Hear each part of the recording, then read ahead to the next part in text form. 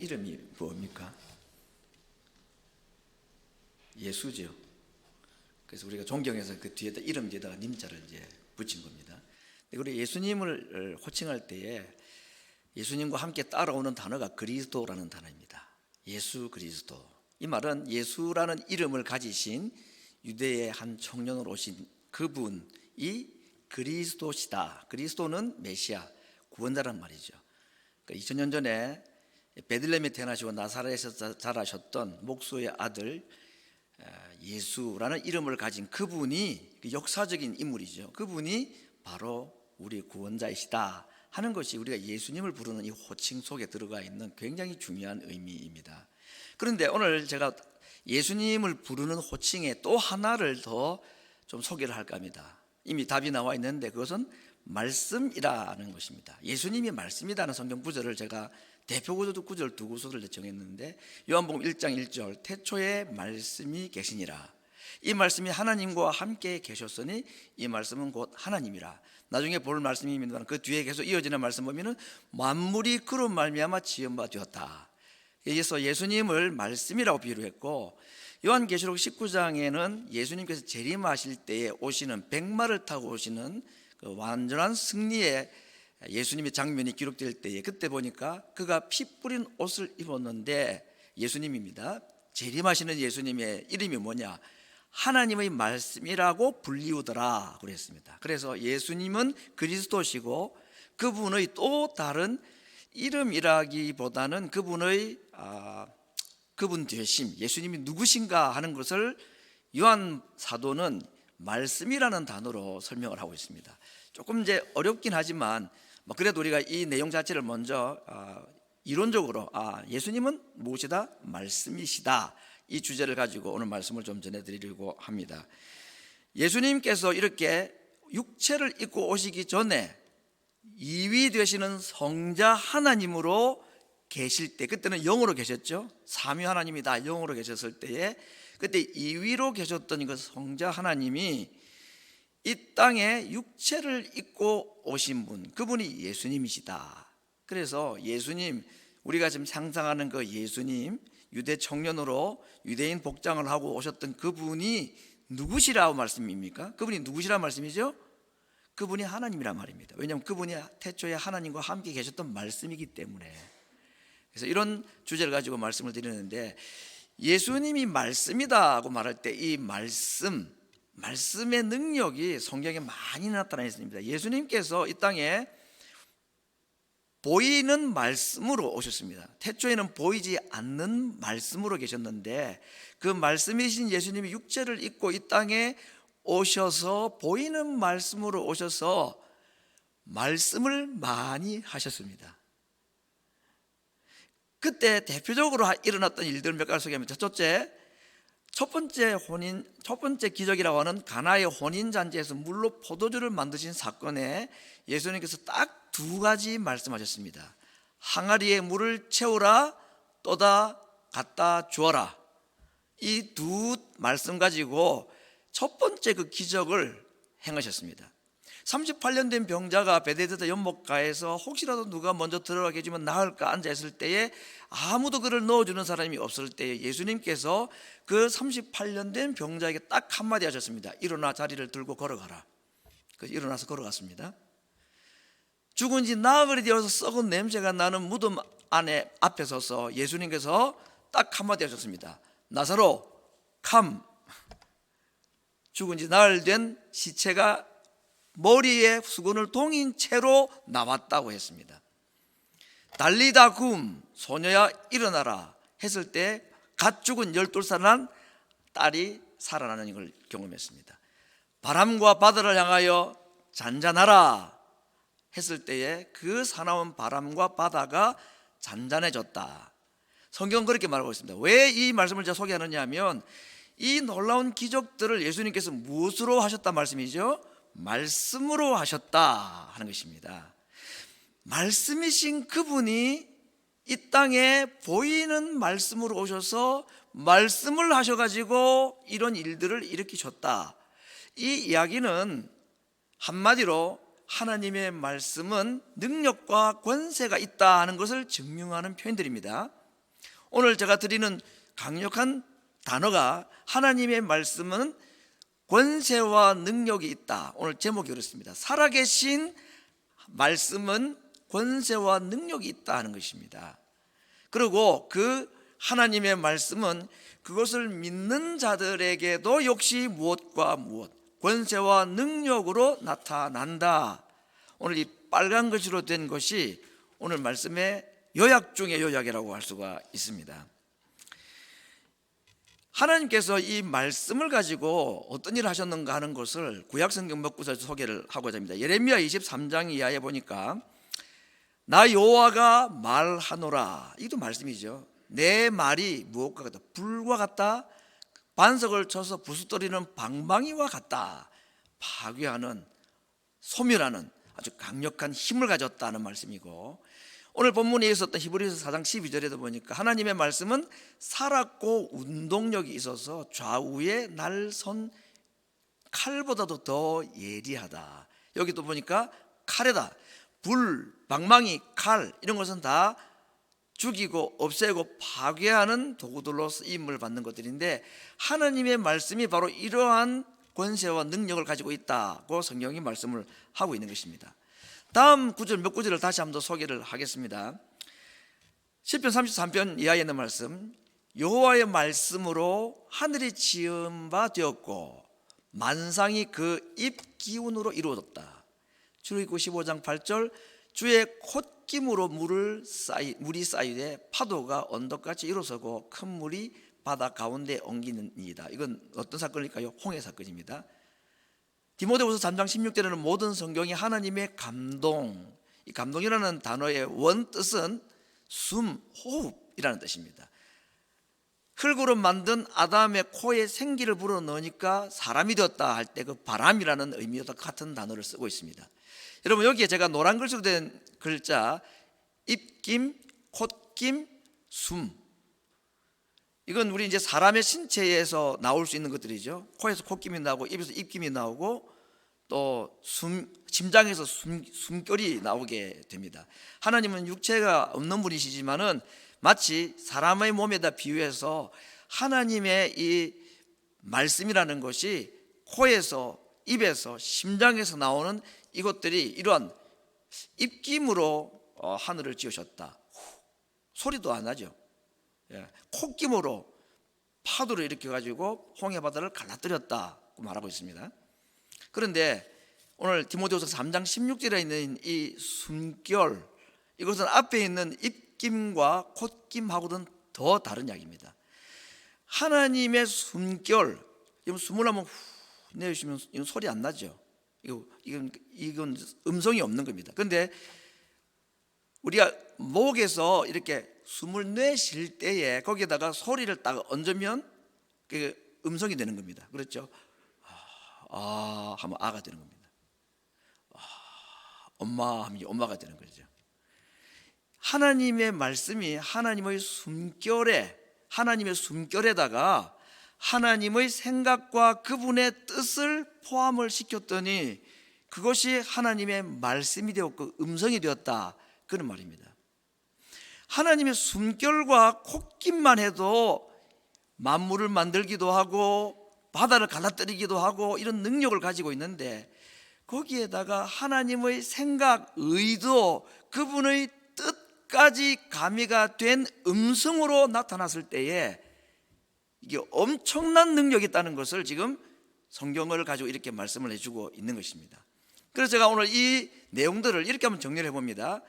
말씀이라는 것은 곧 예수님이라는 거 우리가 말씀을 들었고, 그 예수님의 말씀, 하나님의 말씀이 문자로 기록된 것이 성경이고, 그 성경은 사실은 하나님의 말씀 또는 하나님의 음성이라고 그랬습니다. 그리고 하나님의 말씀, 하나님의 음성은 곧 하나님입니다.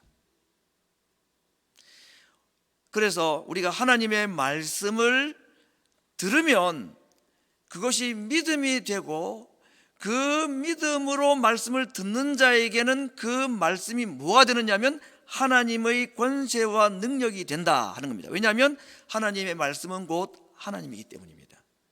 오늘 이 등식, 이것을 굉장히 우리가 깊이 있게 생각을 하고 계속 말씀을 들으시면 참 좋겠습니다. 하나님의 말씀은 곧 하나님이시다. 예수님의 말씀은 곧 예수님이시다. 그렇기 때문에 예수님의 말씀이 그런 놀라운 일들을 일으키신 이유는 예수님이 그렇게 하실 수 있는 분이기 때문이라는 것입니다. 하나님의 말씀이 선포가 될 때에 바다가 갈라지고 세상의 역사들이 일어나는 이유는 그 하나님의 음성, 하나님의 말씀이 곧 하나님이기 때문이다 하는 겁니다. 그리고 그 하나님의 음성과 하나님의 입에서 나왔다는 그 하나님의 음성, 말씀이 문자로 기록된 것이 바로 성경이라고 말했습니다. 이건 책이죠. 이 안에 있는 것은 한글이고 영어고 문자입니다. 책과 문자는 다른 책이 되어 있습니다. 다른 종이에도 글이 있고 다른 종이에도 문자가 있습니다. 그런데 똑같은 종이에 기록된 이 한글이고 영어라는 이 문자이지만 이것이 하나님의 말씀이라는 겁니다. 그러므로 성경책은 똑같은 다른 세상의 많은 책들과 다를 바 없어 보이지만 그 안에 기록되어 있는 내용이 하나님의 말씀이고 더 구체적으로 말하면 그것은 하나님의 음성이고 더 나아가서 그것은 하나님이시기 때문에 이 말씀은 능력이 있는 것입니다. 다른 책과는 근본적으로 다른 이유가 문자 속에 있는 이 하나님의 메시지가 하나님의 말씀, 하나님의 음성 그리고 하나님이기 때문입니다. 그래서 그 말씀을 우리가 정말 들을 때에 믿음으로 듣는 것 정말로 중요합니다. 잘 이해가 되는지 안 되는지가 중요한 게 아니고 하나님의 말씀은 이해하려 하는 것이 아니라 어떻게 해야 된다고요? 믿으려 해야 된다. 근데 이게 쉽게 믿어지지 않는 거죠. 그래서 어떻게 해야 될까요? 믿음을 구해야 됩니다. 하나님의 말씀에 믿음이 화합하면 능력이 나타납니다. 권세가 나타납니다. 왜냐하면 그 말씀이 곧 하나님이시기 때문입니다. 오늘 이 약속, 이 선언을 의심 없이 여러분 꼭 마음속에 새기고 받아들일 수 있기를 간절히 바랍니다. 이제 하나님의 말씀이 어떤 일을 천지 창조와 관련해서 하신 일 두 가지를 제가 먼저 소개하려고 하는데, 첫 번째 하나님의 말씀이 하신 일이 뭐냐 하면 천지 만물을 창조하셨다고 했습니다. 제가 이미 답을 드렸습니다. 여러분, 땅에 모래알을 헤아릴 수가 없겠죠. 근데 제가 질문 드려보겠습니다. 지구상에 있는 모래하고 우주에 있는 별하고 세기를 세어보면 어느 것이 더 많을 것 같습니까? 짐작상에 모래가 훨씬 많을 것 같죠. 제가 밑에 설명을 몇 개 드렸습니다. 요즘은 인터넷에 이런 거 잘 나와 있어 가지고요. 우리가 은하계 또 은하라는 게 있죠. 갤럭시라고 합니다. 이 은하라는 게 제일 작은 은하는 그 한 은하에 별이 1000만 개가 있는 걸 한 은하라고 말한다고 합니다.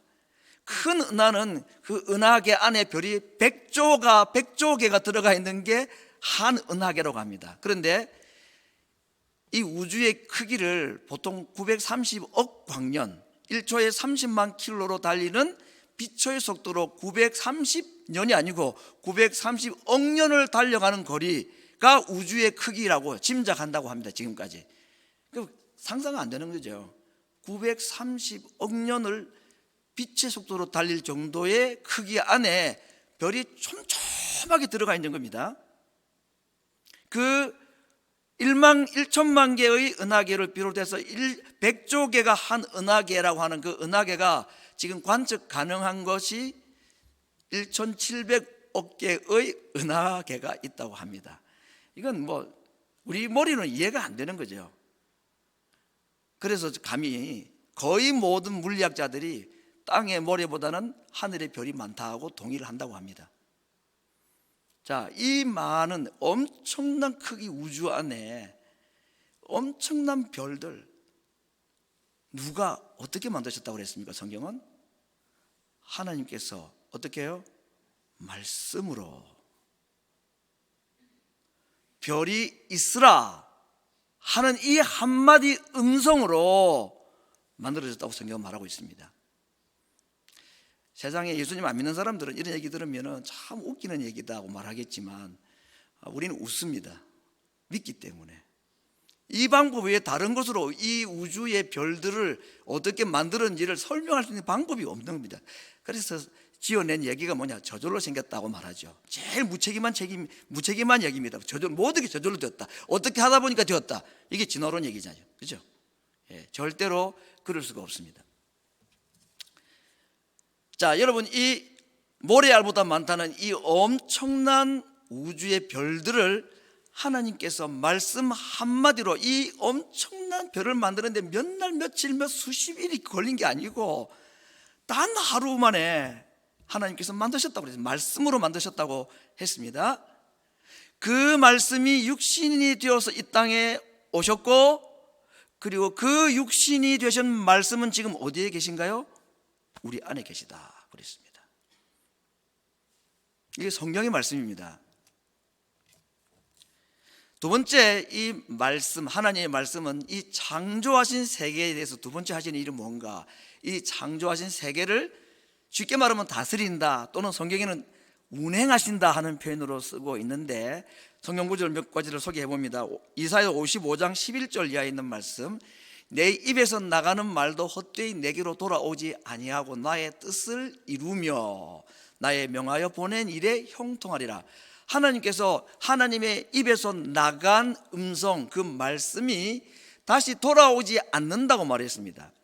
여러분, 이 물리학자들 얘기 들어보면은 지금 내 입에서 나간 이 말이 이 어디 우주 공간에 떠 있다고 그러잖아요, 그죠?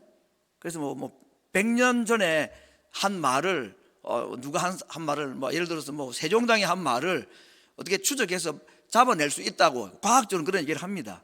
왜냐하면 입에서 나간 말은 이 우주 공간에 어딘가 있다는 이론 때문에 그런 겁니다. 그 하물며 하나님께서 하신 말씀, 이 말씀이야 오죽하겠습니까? 하나님의 입에서 나간 말씀은 한번 나가고 사라지고 없어진 게 아니고 지금도 살아있고 존재하고 운행하신다, 그 말입니다. 그래서 하나님께서 입으로 만드신, 말씀으로 만드신 모든 이 자연 만물들, 온 우주 세상에 일어난 일들을 지금 그 말씀이 창조하셨던 그 말씀이 지금도 어떻게 해요? 다스리고 운행하고 계시다. 이게 오늘 이사야 55장에 있는 말씀에 대한 하나님의 이야기입니다. 아까 말씀드렸습니다만 이 우주에 정말 별이 엄청나잖아요, 그죠? 땅에 교통사고 참 많이 납니다. 자, 미국 전역에 있는, 아니 전 세계에 있는 자동차 개수가 몇 개 되겠습니까? 그래도 어떻게 하면 부딪히고 막 난리가 나는데 이 모래알보다 많다는 이 우주의 별이 충돌한 적은 한 번도 없습니다. 지금 세상에 이제 과학자들은 말하죠. 중력이라는 게 있고 인력이라는 게 있어서 서로 탁 잡아 당겨가지고 안 부딪히게 되었다 그러는데, 그게 이제 그 만류 인력의 법칙이라는 것을 만드신 분이 누구시냐? 하나님 만드신 겁니다. 이 지구가 스스로 그렇게 만들어낸 것이 아니고 그 모든 힘들을 하나님께서 만드셨다고 성경은 말하고 있죠. 과학자들은 어떻게 말하지만 성경은 그렇게 말하고 있습니다. 이것이 공전하고 자전하는 것이 1mm도 틀리지 않고 그 궤도를 벗어나지 않고 단 1초도 빨리 돌거나 늦게 돌지를 않습니다. 왜 그럴까요? 과학의 원리와 법칙 때문에. 그러나 성경은 뭐라고 말하죠? 왜 이 방대한 우주의 별들이 어떻게 자기 자리를 딱 지키고 돌 때 돌고 설 때 서고 하느냐? 누가 그렇게 한단 말이죠? 하나님이 무엇으로? 말씀으로 지금 그걸 다스리고 계시다. 히브리서 1장 3절에서는 그의 능력의 말씀으로 만물을 붙드신다. 성경 그렇게 말했습니다. 모든 만물을 하나님께서 딱 이렇게 지키고 부딪히지 않도록 붙잡아 주시는데 무엇으로? 말씀으로. 이때 사용한 말씀이라는 단어는 로고스라는 말 대신에 레마라는 단어를 쓰고 있습니다. 이 두 단어의 차이에 대해서는 깊이 있게 말씀드릴 시간은 없고 또 정확하게 구분하기도 어렵긴 합니다만, 흔히 하는 말로 레마라는 말은 내게 주셨던 강력한 임재하셨던 말씀, 이런 의미가 있는 것입니다. 똑같은 로고스와 같은 말씀이지만 그 하나님의 강력한 말씀이 이 온 우주를 붙들고 계시다라고 말하고 있습니다. 우리 옛날에 한국에 선교사님들이 와서 이제 전도를 할 때에 성경책을 이제 전달을 많이 했었습니다. 그게 첫 번째 전도 방법이죠. 말도 제대로 안 통하니까 한글로 된 번역된 성경책을. 근데 지금도 성경책이 그렇지만 그때도 성경책은 특별한 재질로 만들어 가지고 아주 얇고 그렇잖아요. 저기 정말 얼마나 얇아요, 성경이. 그래서 이 시골 농부들이 서양 사람이 와가지고 성경책인지 뭔지 책을 한 건지 읽어보라고 주는데 안에 내용은 관심도 없고 딱 보니까 뭐 하기 좋으냐, 이게 담배 말아 피기 너무 딱 좋은 거예요. 사이즈도 맞고 이 얇기도 딱 맞고 진짜 그랬답니다, 정말로. 지금 생각하면 아니 뭐 안 믿는 사람들이 그보다 더한 일도 하긴 하겠지만 제가 드렸던 말씀이 뭐죠? 하나님의 말씀이잖아요. 성경책이고 물론 일반 책이지만 종이 쪽지지만요, 이 기록되어 있는 글자가 하나님의 말씀이라는 거 아닙니까? 이 하나님의 말씀이 우주 온 천지를 만드시고 지금도 그걸 안 부딪히도록 붙잡고 계시다는 그 말씀, 심지어는 그 말씀이 육체가 되어서 오신 분이 예수님이라고까지 했는데, 아이고 참 천일공노할 일이죠. 이거 정말 그 사람들 정말 예수님 믿고 다 구원받았으면 좋겠다는 생각이 듭니다. 몰랐으니까. 예수님도 저들이 알지 못하고 범하는 죄는 용서해달라고 아마 기도하셨을 것 같습니다. 모르니까 그렇게 했습니다. 근데 오늘 여러분, 우리는 어떻습니까? 예수님 믿는다는 우리들은 하나님 말씀 어느 정도로 사모하고 어느 정도로 가치 있고 우대하고 대우하십니까? 정말 하나님의 말씀이, 이 책이 말이죠, 이게 그냥 책이 아니고 앞에 말씀드렸던 그 하나님의 말씀 음성이라고 하면, 아니 하나님이라고 한다면 들리는 말씀이든 보이는 말씀이든 얼마나 이 말씀에 대해서 우리가 예의를 갖추고 존중하고 하나님이 직접 내게 말씀하시는 것으로 들으려 하고. 그래서 필라에서 뭐 잘하는, 김치찌개 잘하는 식당 어디, 짜장면 잘하는 식당 어디, 피자 잘하는 식당 어디, 다 소문이 있잖아요, 그죠? 그래서 뭐는 몸에 어떻게 좋고 어떤 음식은 뭐에 좋고 이런 거 다 우리가 식당 이름도 잘 알고 음식점도 잘 알고 뭐가 어디에 좋은 거 다 아는데, 하나님 말씀은 우리가 정말 일정한 말씀, 음식보다도 더 귀중하게 여기고 있는가. 그래서 오늘 이 하나님의 말씀의 권세와 능력에 대해서 말씀을 드리면서 이 말씀이 나온 김에 우리 신앙생활의 한 중요한 부분 중에 하나인 이 말씀 생활이라는 것이 오늘 이 말씀을 들을 때 어떠한 우리에게 좀 도전이 있어야 될 것인가 하는 것을 다시 한번 마음에 한번 새겨보는 그런 의미로 생각을 해보는 것입니다.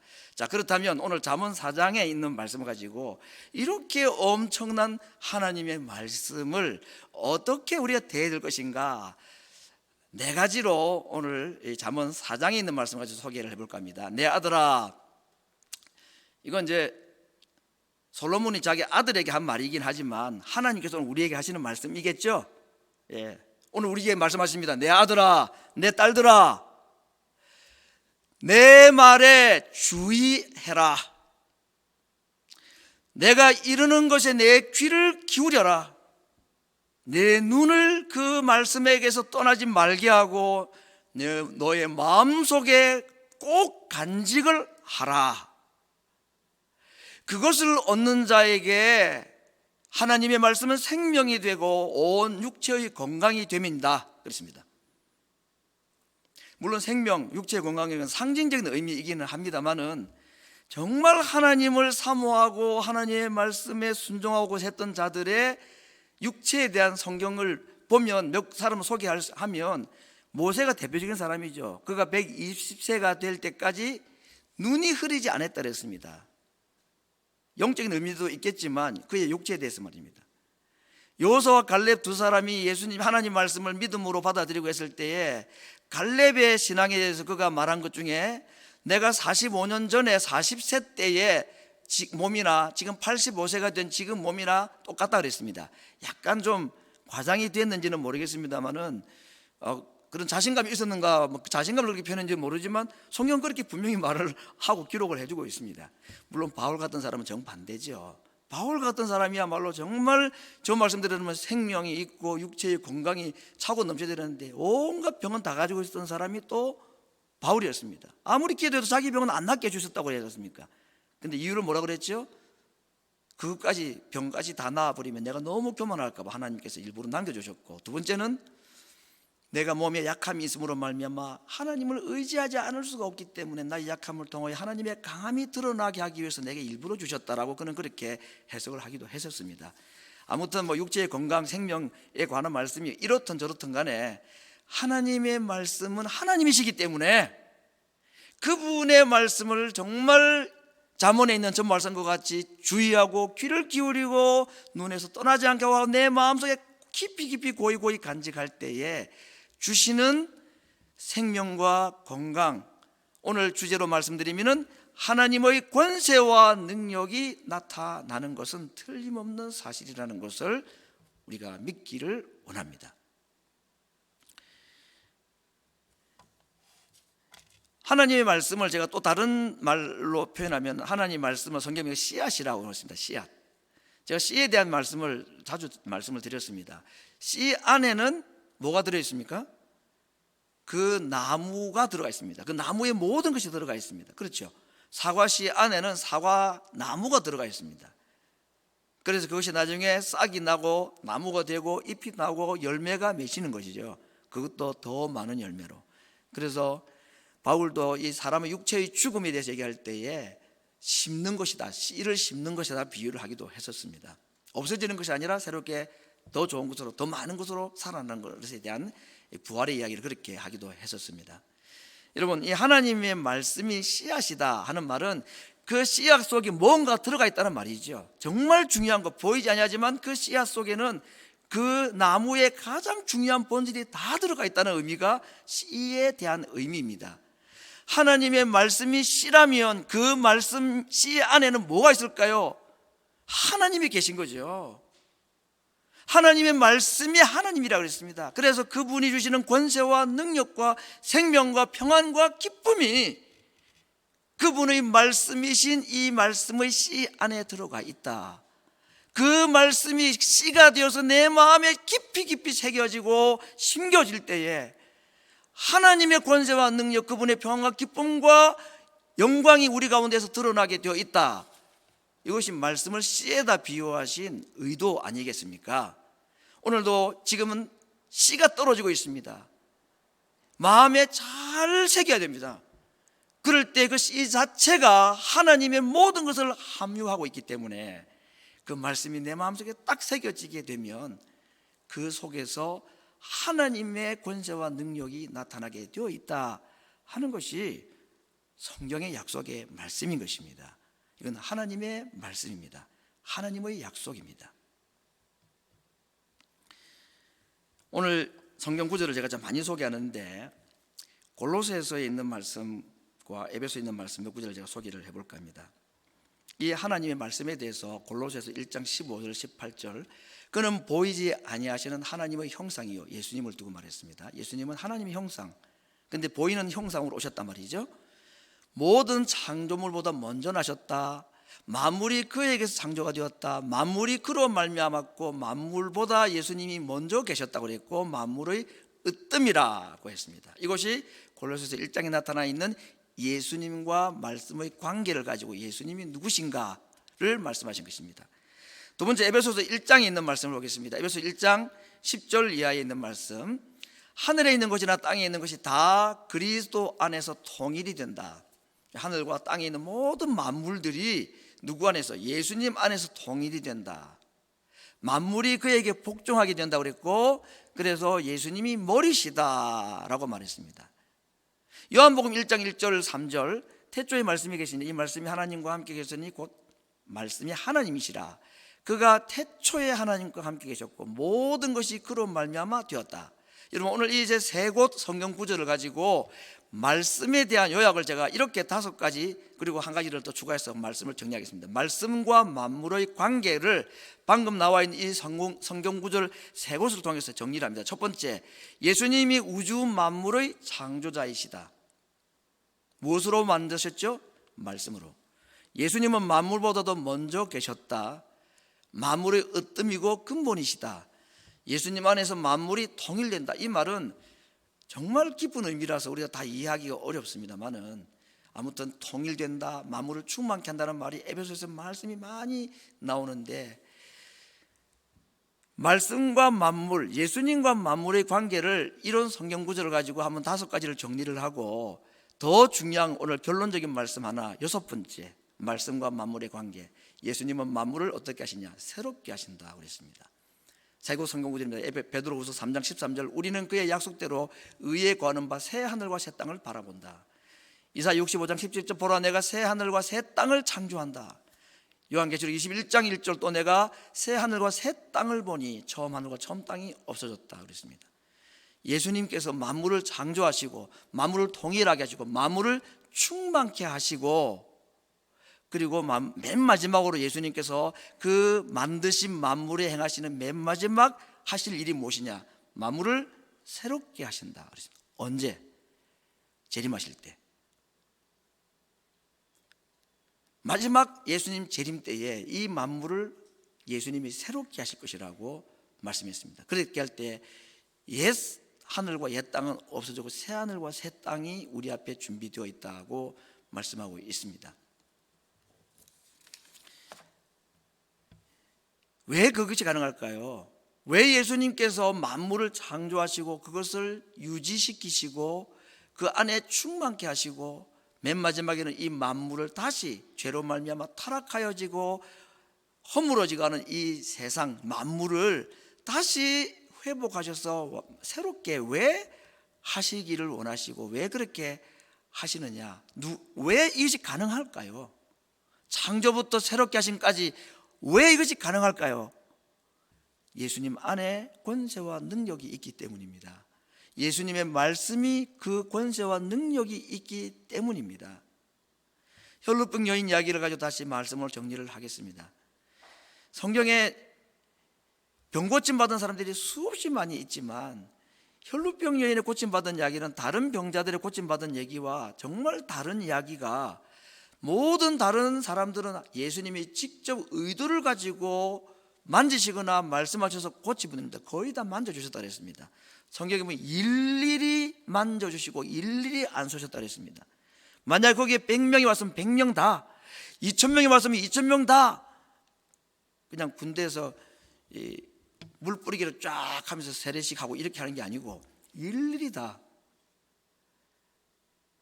그러니 어떨 때는 밤을 꼬박 세우시는 거죠. 예수님이 왜 그러셨을까요? 그냥 말씀하면 됩니까? 이 방에 들어오는 모든 사람, 병 있는 사람 손 아픈데 대시오. 다 요즘 부흥사 다 그렇게 하잖아요. 그렇게 기도합니다. 나을지어다. 이렇게 하시지 왜 100이면 100, 2000명이 2000명 다 손을 대시고 하셨을까요? 그렇게 하지 않으면 병이 낫지 않기 때문입니까? 아니죠. 여러 가지 깊은 의미가 있습니다. 그 가운데 하나는 그들의 아픔과 자신의 나음을 사실은 맞교환하시는 것입니다. 예수님께서 어떤 일을 하실 것인가에 대해서 이사야 53장에 대해서 말씀했습니다. 우리의 마음의 병인 우리의 슬픔, 우리의 육체의 병인 질고, 우리의 영혼의 병인 죄를 다 짊어지시고 대신 죽어주셨다고 그랬습니다. 이 엄청난 우주를 말씀으로 창조하시고 그것을 지금도 붙들고 계시는 그 전능하신 말씀이신 예수님이 우리의 영혼의 죄와 마음의 슬픔과 육체의 질고를 자기 몸에 다 걸머지시고 십자가에 죽으셨습니다. 왜? 그것들을 죽이시기 위해서, 없애시기 위해서. 그 전능하신 분이 왜 그렇게 하셨습니까?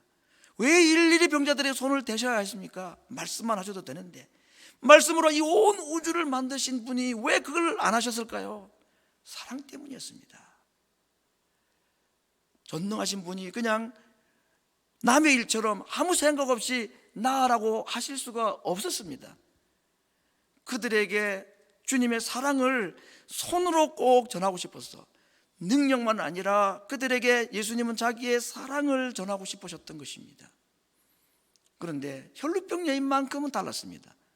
혈루병 여인은 예수님이 손 만져준 적도 없고 이름을 불러주신 적도 없습니다. 유일하게 그 여인만큼은 자기가 예수님이 옷자락에 손을 대어서 낳은 사람 아니었습니까? 어떻게 낳았습니까? 왜 그가 낳았을까요? 예수님 안에 있는 그 충만한 능력이 내가 그분의 옷자락에만 손을 대어도 내게 흘러 들어와 나를 낫게 하실 수 있다는 것을 믿었기 때문이었습니다. 전체 물리학 얘기를 하지 않아도 예수님의 능력과 권능은 이 온 땅에, 온 우주에 가득 차 있습니다. 지금도 진행 중이고 맨 마지막에는 이 온 우주를 주님은 다시 새롭게 하실 것이라고 말씀했습니다. 왜 그것이 가능한가? 그분의 말씀이 능력이 있기 때문이고, 그 말씀이 문자로 기록된 것이 성경책이고, 디모데후서 3장 16절에 모든 성경은 하나님의 감동으로 기록되었다고 그랬습니다. 모든 말씀은 하나님의 감동으로 기록되었다고 말하지 않았고, 무엇이? 모든 말씀이 하나님의 감동으로 기록되었다. 성경이 하나님의 말씀이고, 이 성경은 하나님의 숨으로, 하나님의 호흡으로 그분의 뜻과 생각이 문자로 우리에게 기록된 것뿐이지, 이것은 하나님의 말씀입니다. 그리고 이것은 하나님이십니다. 뭐 책을 하나님처럼 숭상하라는 말이 아니라 이 속에, 글 속에 담겨있는 그분의 메시지는 하나님이십니다. 그분을 내 마음속에 모시고 내 마음에 씨가 되도록 심기를 원하고 마음에 깊이 잘 간직하는 자들에게는 천지를 창조하시고 지금도 그것을 지탱하고 계시는 예수님의 권세와 능력이 그 말씀을 믿고 마음속에 새긴 자들에게도 동일하게 나타나게 하신다고 약속을 하신 것입니다. 그럼 우리가 주의 말씀을 들을 때에, 읽을 때에 하나님으로 대하고 예수님으로 대하는 겸손함이 정말로 중요합니다. 저에게 말씀하여 주시옵소서. 천지를 만드셨던, 이 우주의 엄청난 별들을 한마디 말씀으로 만드셨던 그 음성, 힘이 있어서 제 마음속에도 새겨달라고, 일정한 음식을 먹는 것보다, 맛있는 음식을 사모하는 것보다 더 사모하는 마음으로 말씀을 새기고자 할 때에 혈루병 여인에게 전달됐던 그분의 능력과 권세가 그 말씀을 믿고 의지하고 붙드는 자들에게도 똑같이 역사하실 것입니다. 2000년 전에 있었던 이야기를 그냥 남의 얘기처럼 들고 앉아 있으면 안 되겠죠. 오늘 내게 하시는 말씀으로 받아들이는 것. 왜냐하면 그분의 말씀은 어제나 오늘이나 동일하기 때문입니다. 천지를 창조하셨던 그 말씀은 지금도 동일하기 때문입니다. 사랑하는 성도 여러분, 2022년 하나님의 말씀을 하나님으로 대하십시다. 예수님의 말씀을 예수님으로 대하고, 문자로 되고 활자로 되었지만 이 속에 담겨있는 그분의 메시지가 곧 하나님이시고 예수님이고 온 우주를 만드시고 지금도 지탱하고 계시는 권세와 능력의 말씀임을 알고, 그 씨 속에 들어있는 모든 능력이 우리 속에 심길 때에 그것이 발화하고 나무가 되고 열매가 되듯이, 말씀 속에 담겨있는 하나님, 말씀 속에 담겨있는 그분의 권세와 능력과 기쁨과 평안과 모든 약속들이 말씀을 마음에 새긴 모든 성도들에게 그대로 나타나는 은혜가 모든 성도들에게 충만하시기를 축원합니다. 우리 같이 한번 기도하겠습니다.